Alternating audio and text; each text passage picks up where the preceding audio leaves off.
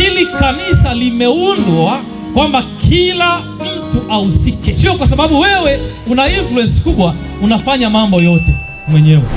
Na lesoni, mwambie baba anipigie simu Jumamosi tuletee lesoni, si ndio? Kama Jumamosi wazazi hawajanipigia simu ya kuja na lesoni hapa, Jumamosi ijayo utaenda kule kukaa na baba.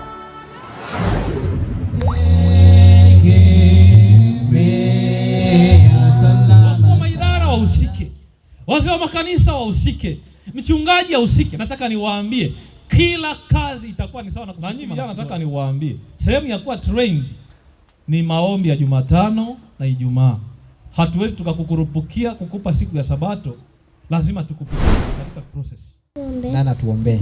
Nyosha kwa jina la Yesu, amina. Sogeni huko. Kitabu cha Mwanzo sura ya 22 mtaenda mkisoma. Itakuwa ni kutoa sadaka hapo. Unasemaje mwanangu?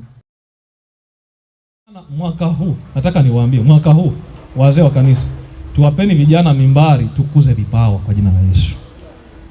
Jamani, haleluya.